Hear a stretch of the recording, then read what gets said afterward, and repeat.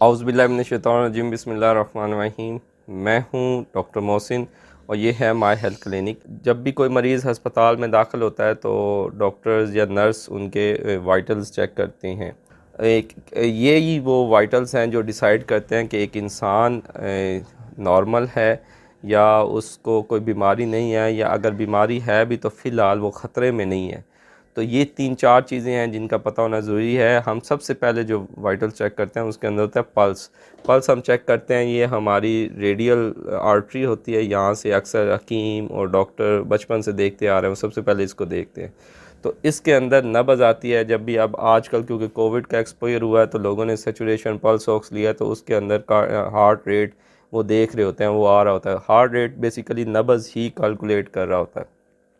तो नॉर्मल जो होता है वो तकरीबन 60 टू 80 तक लेते हैं, और कुछ लोग 80 टू 100, लेकिन 100 से ज़्यादा हो तो फिर उसको हम कहते हैं टैकीकार्डिया, यानी दिल बहुत ज़्यादा तेज़ी से धड़क रहा है।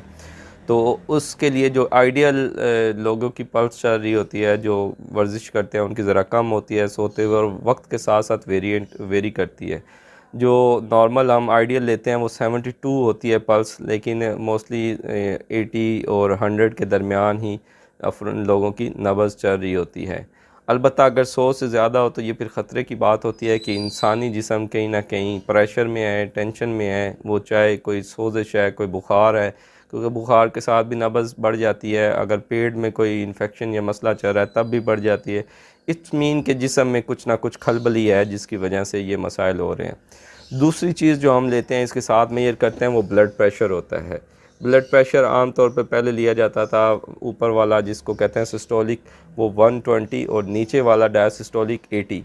अब उसको भी रेंज को कम कर दिया गया है, तो वो होती है 110/70, कि अगर आपका बीपी, एक नॉर्मल इंसान का ब्लड प्रेशर जो है वो 110/70 होना चाहिए, लेकिन अगर इससे ऊपर होता है तो उसको हम हाइपरटेंसिव लेबल नहीं करते। लेकिन जब इसका बीपी एक इंसान का 140/90 तक आ जाता है तो इसको हम हाइपरटेंसिव यानी ब्लड प्रेशर का मरीज़ लेबल कर देते हैं। और इस पे भी अब ऑब्ज़र्व किया जाता है कि बीपी चेक करवाने के लिए आप पहले रिलैक्स बैठे हों, टेंशन स्ट्रेस में ना हो। दूसरा, आपने कोई सिगरेट नोशी ना की हो। अगर सिगरेट पिया हो तो 1 घंटे बाद बीपी चेक करवाते हैं। अगर चाय पी हुई हो तो आधे घंटे बाद आप बीपी चेक करवाते हैं। बीपी चेक करवाने से 10 मिनट 5 मिनट पहले आप एक चेयर पे रिलैक्स होकर बैठ जाते हैं या लेट जाते हैं। जब आप पुरसकून होते हैं तो फिर आपका बीपी मेजर किया जाता है। बाज़ अफराद ऐसे होते हैं जिनके अंदर वाइट कोट हाइपरटेंशन होती है, यानी जब भी वो अस्पताल जाते हैं या डॉक्टर को देखते हैं तो उनका बीपी बढ़ जाता है। तो ऐसे अफराद के लिए ज़रूरी होता है कि वो घर के अंदर या जब वो पुरसकून हों तो दो मुख्तलिफ़ मौक़ों पर, यानी अगर सुबह चेक करवाया तो फिर शाम में, या आज करवाया तो कल भी 2 रीडिंग्स लें। अगर उसमें बीपी ज़्यादा आता है तो फिर ये टेंशन की बात होती है, और इसके लिए ज़रूरी हो अगर फैमिली में भी हो तो फिर ब्लड प्रेशर की दवाई शुरू करनी होती है। लोग कहते हैं कि जी डॉक्टर साहब कभी कभार बीपी होता है, वैसे मुसलसल नहीं होता। देखें, बीपी चेक करने के लिए बीपी ऑपरेटस होता है जो ये बताता है कि बीपी कितना है और क्या मसला है। अगर तो इंसान का खुद अंदर से पता चलना शुरू हो जाए तो ये तो बहुत कमाल की बात है कि वो अंदर से खुद ही बता दे मेरा बीपी है या नहीं है। मसला ये है कि जब बीपी नीचे वाला बढ़ता है और वो लोअर लिमिट पे होता है तो वो बाज़ नहीं करता आपको दर्द भी। सर ज़्यादा लोगों को क्या होता है, सर में दर्द होता है। लेकिन जब इंसान आदी हो जाता है, बीपी मुसलसल बढ़ना शुरू हो जाता है, तो फिर उसके मसाइल होते हैं। आँखों की नज़र जो है, बिनाई, आँखों के जो पीछे रेटिना पर्दा होता है उसके ऊपर छोटी छोटी वेज़ल वो फटना शुरू हो जाती हैं, गुर्दे ख़राब होना शुरू हो जाते हैं, दिल पे लोड होता है, और इसके अलावा डिफरेंट मसाइल होते हैं।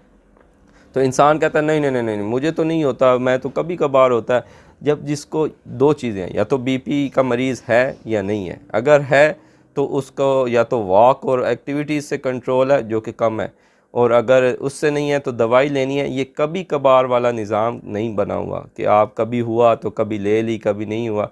इट्स मीन कि आपका बीपी बढ़ता है और आपको दवाई का इस्तेमाल करना चाहिए।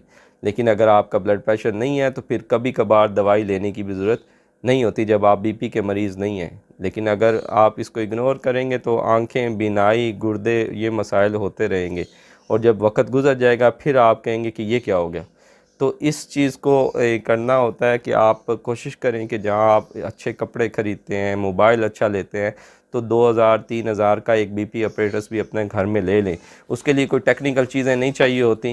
آپ سمپل بی پی کف یہ لگاتے ہیں اور اس کے اندر بھی اب یوٹیوب پہ اور ویڈیوز موجود ہیں کہ جس میں بی پی کیسے چیک کرتے ہیں، اور سمپل آپ ایک ان پڑھ انسان بھی ہے تو یہ بٹن دباتا ہے اور بی پی چیک کر سکتا ہے. تو یہ 2-3 جہاں آپ 70,000 80,000 کا موبائل لیتے ہیں، وہ 2-3 ہزار پہ اگر اپنی فیملی کے لیے آپ لے لیں، یوں ہی سمجھیں کہ دوائی لے لی، ایک سوٹ لے لیا، ایک بڑے سائز کا دوستوں کے ساتھ بیٹھ کے 2-3 ہزار کا پیزا کھا لیا، تو اس کے متبادل آپ اگر بی پی اپریٹس گھر میں رکھتے ہیں تو ہو سکتا ہے آپ کے پڑوس میں آپ کو، آپ کی فیملی کو کہیں یہ مسئلہ ہو رہا ہے، اور ان کے لیے کتنا صدقہ جاریہ کے طور پہ یہ ثابت ہوگا.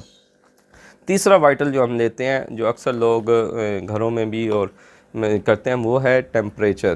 ٹیمپریچر یعنی بخار کا چیک کرنا، وہ عام طور پر تھرمامیٹر سے کیا جاتا ہے. اور تھرمامیٹر جو ہے وہ ڈیفرنٹ طرح کے آتے ہیں، ڈیجیٹل آتے ہیں، جیسے کووڈ میں اب وہ سامنے ماتھے سے چیک کر رہے ہوتے ہیں.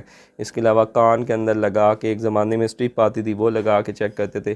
اور ڈیجیٹل آتے ہیں، اس کے اندر نمبرنگ ہوتی ہے، وہ سینس کر رہا ہوتا ہے. لیکن سب سے جو ایکوریٹ اور سب سے جو پرانا سمجھا جاتا ہے وہ ابھی بھی یہ تھرمامیٹر مرکری تھرمامیٹر ہوتا ہے، جس کے اندر یہ مرکری کی وہ لائن آ رہی ہوتی ہے جس کو آپ دیکھتے ہیں. بہت سے لوگوں کو استعمال کرنے کا طریقہ نہیں ہوتا. اکثر خواتین یہ آ کے کہتے ہیں کہ ڈاکٹر صاحب بخار ہوتا ہے. میں نے کہا، اور اگر ہم پوچھیں کہ چیک کرتے ہیں، نہیں چیک تو نہیں، تھرمامیٹر سے نہیں، ویسے محسوس ہوتا ہے. تو بخار جب بھی ہو، دوسرا بندہ یا تو چیک کرے تو پھر تو ہے. آپ کو اندر کا جسم گرم محسوس ہونے سے اس کا میڈیکلی کچھ سمجھ نہیں آتی. آپ نے تھرمامیٹر سے چیک کرنا ہوتا ہے کہ آیا بخار کم ہے، 97 ہے، 99 ہے، 100 ہے، کتنا ہے. تو یہ چیزیں چیک کرتے ہیں. اس کو کرنے کا طریقہ یہ ہوتا ہے کہ عام طور پہ اس کو منہ کے اندر رکھا جاتا ہے، زبان کے نیچے، اور منہ بند کرتے ہیں. اس کو جب رکھ لیتے ہیں تو منہ بند کر کے 1.5 منٹ تک ناک سے آپ سانس لیتے ہیں. ایسا نہیں ہے کہ منہ سے سانس لیں یا منہ بھی کھلا ہوا ہو تو وہ اس سے کوئی فائدہ نہیں ہوتا. اس کا طریقہ کار بھی یہی ہے، اور 1.5 منٹ تک آپ اس کو رکھیں، اور پھر جتنا اس پہ ٹیمپریچر آئے اور وہ پہلے آپ اس کو کم کر چکے ہوں کہ آپ کے بارڈر لائن پہ ہو، پھر آپ اس کو رکھیں اور 1.5 منٹ بعد چیک کریں. عام طور پر کیونکہ آج کل کرونا بھی ہے، گھر کے اندر ایک ہی تھرمامیٹر ہو تو پھر منہ میں نہیں رکھوایا جاتا، کیونکہ بچے ہیں وہ رکھ بھی نہیں سکتے، اور دوسرے افراد غلطی سے وہ توڑ بھی بیٹھتے ہیں، منہ میں چبا لیتے ہیں، تو وہ ذرا ایک آکورڈ سی سچویشن ہو جاتی ہے. تو اس سے بھی سمپل طریقہ ہے کہ آپ اس کو بغل میں رکھتے ہیں. لیکن اکثر افراد کو دیں تو وہ کپڑے کے اوپر سے ہی ایسے بغل میں رکھ لیتے ہیں. انہوں نے کپڑوں کا ٹیمپریچر چیک نہیں کرنا، اس نے جلد کا اور جسم کا کرنا ہے. تو اس کو آپ کپڑوں سے نیچے بالکل جا کے آپ بغل کے اندر جلد کے ساتھ ٹچ ہو رہا ہوتا ہے وہاں پہ رکھتے ہیں. لیکن وہ جو ٹیمپریچر چیک کرتے ہیں، فار ایگزامپل اگر 98 آیا ہے تو آپ نے ایک ہندسے کا اس میں جمع کرنا ہے. یعنی اگر 98 اس پہ آیا ہے تو 99 بخار ہے آپ کو، کیونکہ جب آپ منہ سے چیک کریں گے تو 99 آئے گا. ایک درجہ جو ہے، ایک فارنہائٹ، وہ آپ کے بغل میں کم ہوتا ہے جب آپ تھرمامیٹر سے چیک کرتے ہیں. سب سے ایکوریٹ جو چیک کرنے کا طریقہ ہے وہ تو بڑے پیشاب والی جگہ پہ رکھا جاتا ہے. جیسے جب اللہ معافی جب ڈیتھ ہو جاتی ہے تو اس پہ جب ٹیمپریچر چیک کیا جاتا ہے کہ کتنی آیا، کتنی دیر پہلے ڈیتھ ہوئی تھی اور ٹیمپریچر کتنا ہے اس وقت، تو وہ بڑے پیشاب والی جگہ پہ رکھا جاتا ہے اور وہ سب سے ایکوریٹ ہوتا ہے. تو بخار چیک کرنے کے لیے یہ تھرمامیٹر 30 سے 40 روپے کا یہ بھی آتا ہے، تو کوشش کریں یہ گھر میں رکھیں. چوتھی چیز جو ہم چیک کرتے ہیں وہ ہے ریسپیریٹری ریٹ. ایک انسان 1 منٹ کے اندر کتنی دفعہ سانس لیتا ہے. مرد حضرات جو ہوتے ہیں وہ پیٹ سے سانس، ان کا ابڈامنو تھوریسک بریدنگ ہوتی ہے، یعنی پیٹ ان کا زیادہ کام کر رہا ہوتا ہے سانس لینے کے لیے.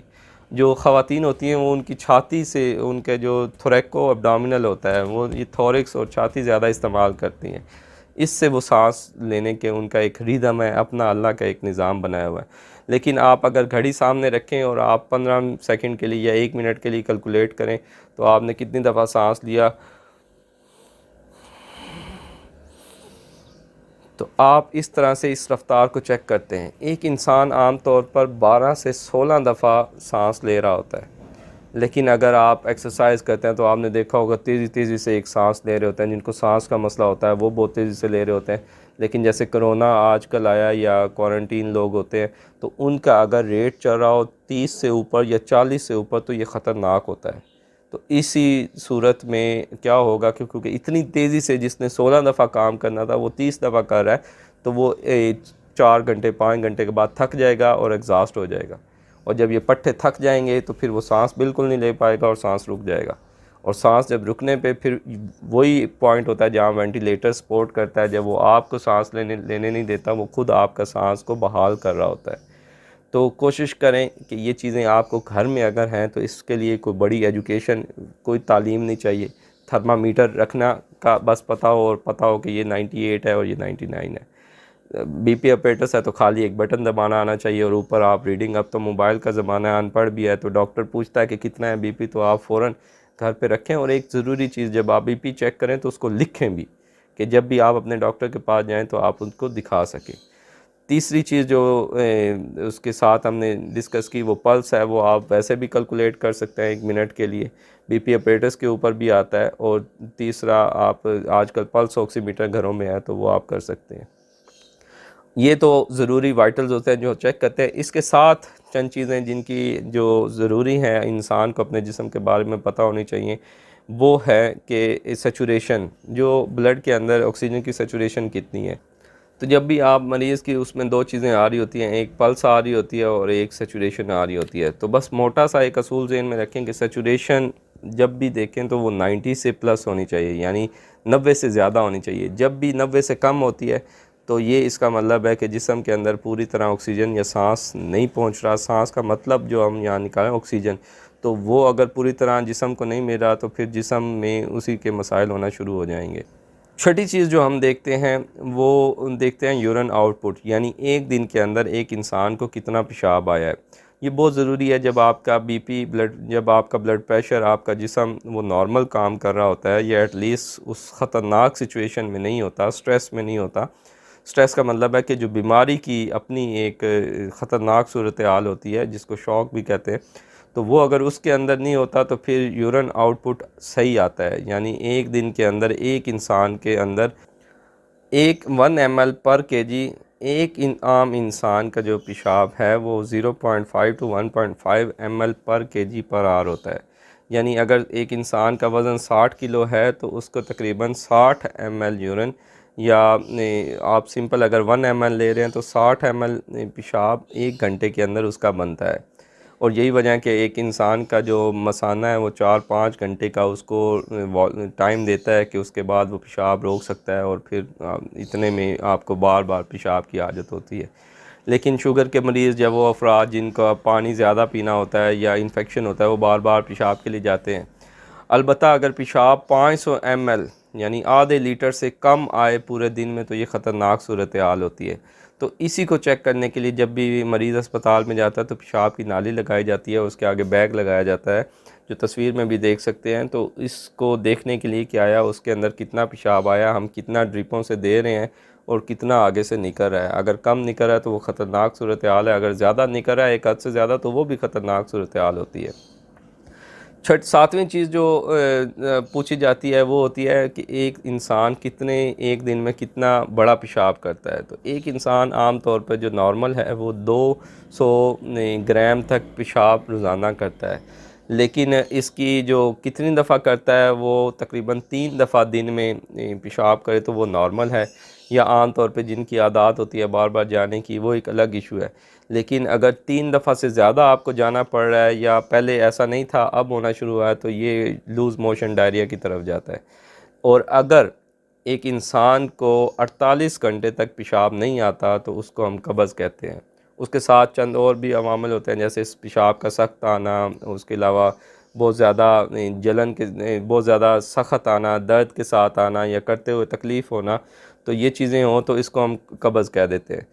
لیکن اکثر افراد چلتے پھرتے ایسے ہی کہتے ہیں ڈاکٹر صاحب مجھے قبض ہے، کب کیا پیشاب؟ آج صبح کیا تھا۔ اگر پیشاب ایک دفعہ آیا ہے ایک دن میں تو اس کو قبض نہیں کہتے، البتہ اگر 2 دن سے زیادہ پیشاب نہ آئے تو اس کو ہم قبض لیبل کرتے ہیں۔ لیکن اس سے زیادہ ضروری چیز کہ اگر آپ کی بڑے پیشاب کے راستے ہوا خارج ہو رہی ہے، اس کو ہم میڈیکل میں فلیٹس کہتے ہیں، اگر وہ ہوا خارج ہو رہی ہے تو اچھی بات ہے، لیکن اگر ہوا بھی خارج نہیں ہو رہی اور 2-3 دن سے پیشاب بھی نہیں آ رہا تو یہ خطرناک صورتحال ہے۔ اس کے لیے ہسپتال جانا انتہائی ضروری ہوتا ہے، اور آپ کو اس کا آپریشن کرتے ہیں کیونکہ اب آنتوں کے اندر رکاوٹ ہے، یا آنتیں ایک دوسرے کے اوپر مڑ کے یا وہ انہوں نے ٹوسٹ کر گئی ہیں جس کی وجہ سے obstruction ہے، اور اس obstruction کو جب تک ختم نہیں کریں گے، ورنہ اگر نہیں ختم کرتے تو وہ اندر پھٹ جاتی ہیں، اور یہ سارا پیٹ کے اندر، اور رستہ پھر آپ کو نارمل پیشاب والا رستہ نہیں بلکہ پیٹ سے ایک نالی بنا دی جاتی ہے، اور اس سے مریض کا پھر 6 ماہ سال وہ پیشاب نکلتا رہتا ہے۔